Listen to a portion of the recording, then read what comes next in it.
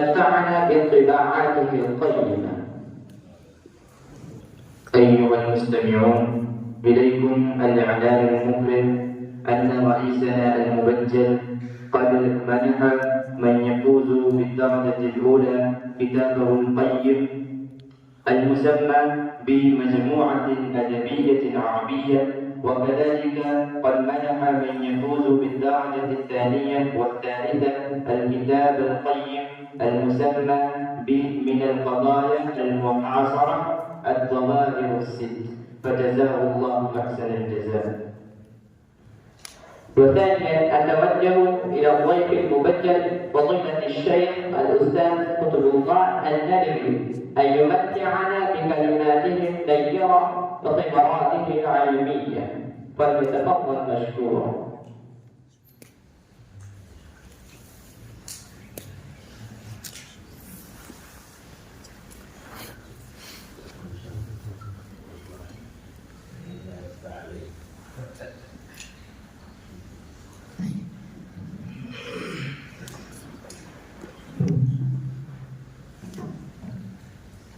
بسم الله الرحمن الرحيم. الحمد لله رب العالمين، والصلاة والسلام على سيد الأنبياء والمرسلين محمد وعلى آله وأصحابه أجمعين، أما بعد، فأعوذ بالله من الشيطان الرجيم. بسم الله الرحمن الرحيم. اقرأ باسم ربك الذي خلق، خلق الإنسان من علق، اقرأ وربك الأكرم الذي علم بالقلم، علم الإنسان ما لم يعلم. صدق الله العظيم. رئيس الحفلة المعقد والأديب البارع فضيلة الأستاذ الشيخ محمد القائد الفلاحي الندوي المدني حفظه الله ورعاه، أستاذي ومربي، وكذلك زميلي الشيخ خليل أحمد الندوي صاحب يناديك المنبر، وكذلك زميلي الشيخ عبيد الله الندوي الذي تشرف بالحضور في هذه الجامعة، عبيد الله الندوي، وصاحب كن خطيبا أو كيف تكون خطيبا.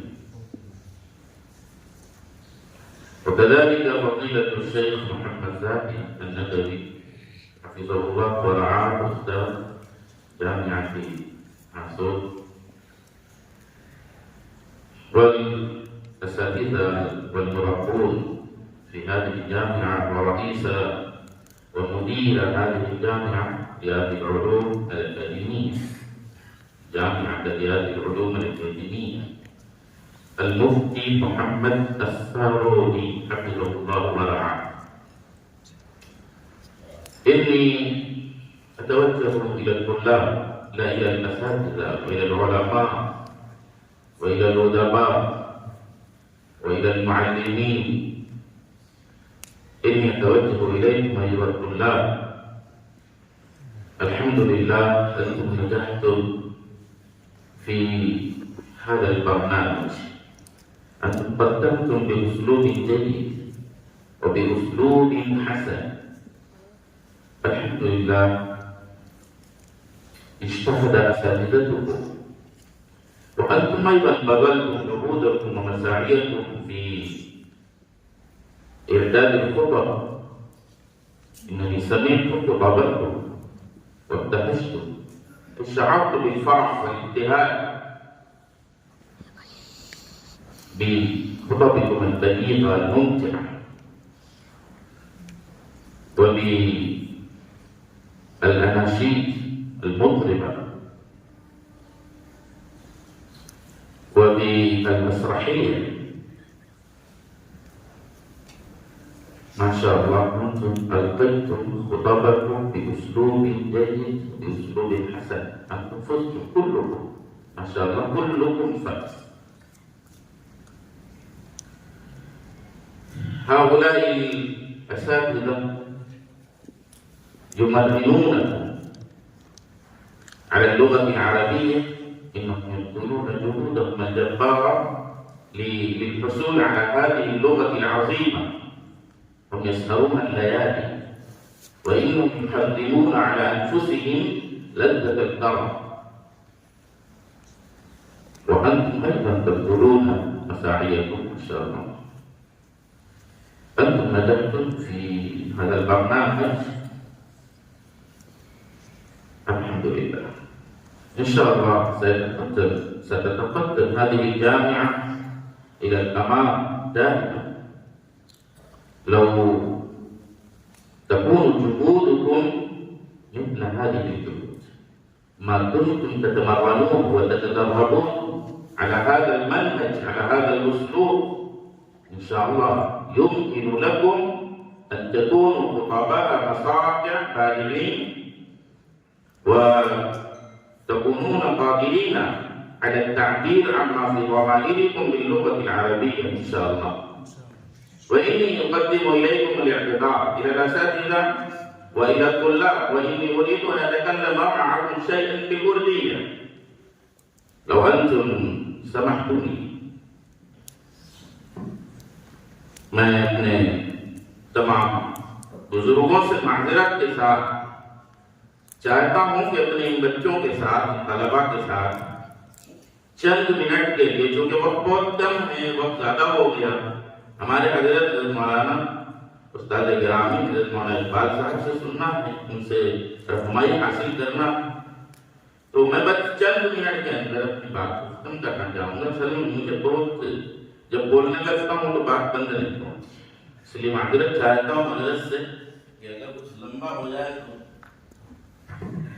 ہر نماز کا چونکہ وقت ہے اس لیے لمبا نہیں کریں. ماشاء اللہ اساتذہ بہت محنت کرتے ہیں.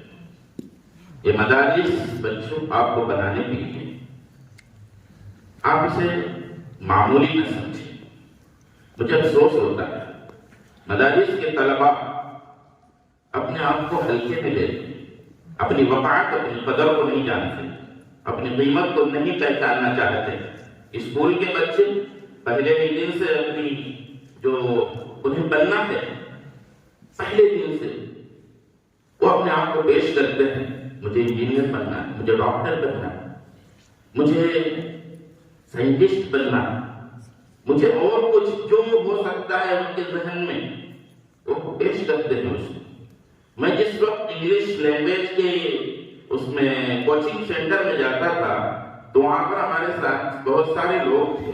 وہاں اجتماع ہوتا تھا، اس طریقے کا جلسہ ہوتا تھا. تو سب سے پہلے سوال وہاں سے اسٹوڈنٹ یہ کرتے تھے کہ آپ کیا بننا چاہتے ہیں. یہ پہلے ہی دن سے ذہن میں یہ بات رہتی تھی. وہاں جواب دیا جاتا تھا جو بھی جواب ہو، کیا بننا چاہتے ہیں اور آپ دنیا میں کیا کرنا چاہتے ہیں.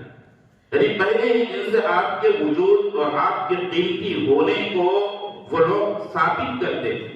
یعنی آپ کس لیے ہیں، آپ کا وجود کس لیے، آپ کی شخصیت کس لیے، آپ ضائع ہونے کے لیے ہو یا پھر قیمتی بننے کے لیے اور پورے عالم کو دکھانے کے لیے ہو. تو اس وقت سوال ہوا کرتا تھا.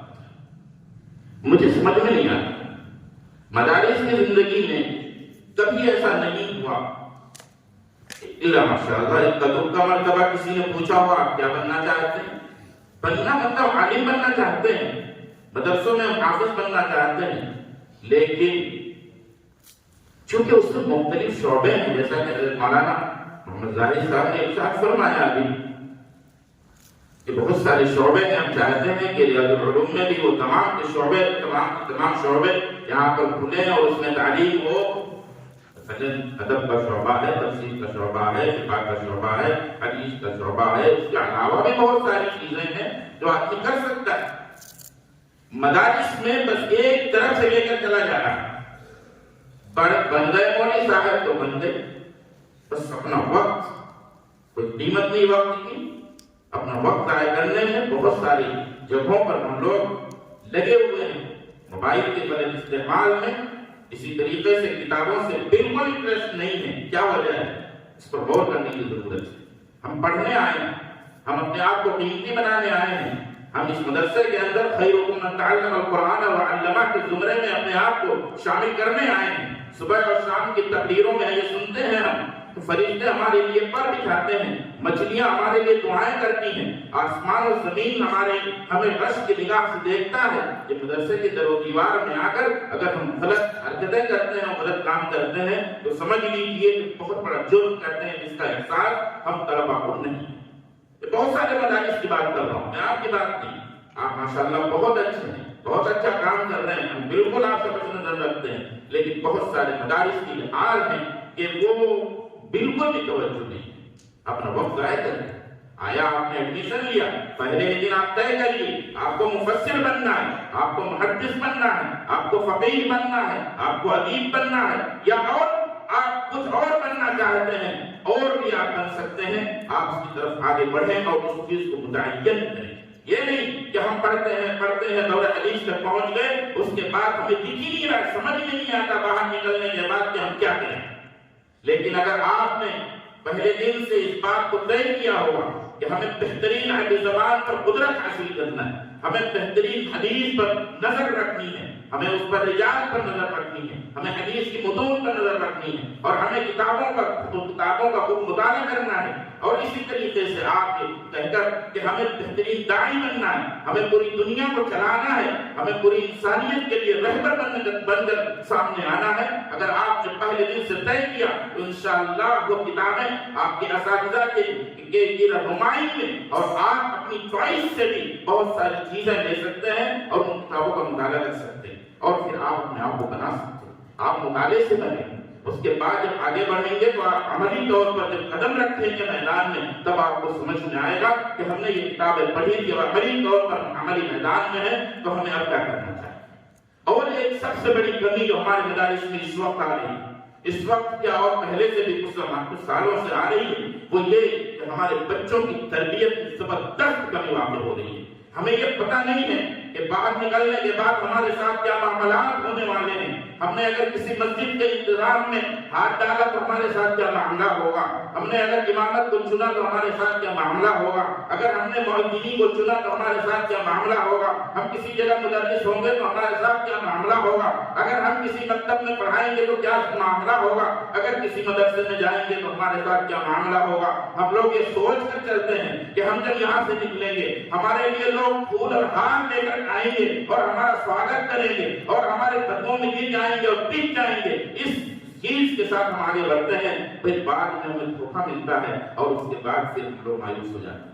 میں آپ سے کہتا ہوں اس تمام مدارس میں اس چیز کو جو ہے تربیتی کیمپ کو مطلب تربیتی کیمپ ہونے چاہیے جو پنجم ششم ہفتم کے بچے اس کے اندر موجود ہوں. آپ اذان کی مشق بہترین انداز میں کریں. آپ کو نماز کس طرح پڑھانا ہے، اپنے مقتدیوں کے ساتھ کس طرح رہنا ہے، آپ کے محلے میں آپ کے پڑوسیوں کے ساتھ کس طرح رہنا ہے. معاملات ہماری ذات سے بہت زیادہ خراب ہو رہے ہیں اور ہم اپنے آپ کو سمجھ نہیں پا رہے ہیں کہ جو چل رہے ہیں ٹیڑھا چل رہے ہیں کہ سیدھا چل رہے ہیں. ہمارے اخلاق کی وجہ سے کتنے لوگوں کے دلوں پر چھریاں چل رہی ہیں ہمیں پتہ نہیں چلتا ہے. اس لیے ہم لوگ یہاں پر تربیتی کیمپ کا انتظام اپنے مدارس کے ذمہ داروں سے درخواست کروں گا یہاں پر بھی اور جتنے بھی مدارس ہیں تمام میں، اس لیے کہ میں نے اس چیز کا تجربہ کیا میں آپ کے سامنے پیش کر رہا ہوں. اگر کسی کو برا لگے تو میں معافی چاہوں گا، لیکن چونکہ حقیقت ہے اس لیے میں بیان کرتا ہوں. اس لیے بچوں اپنے مقصد کو دیکھو.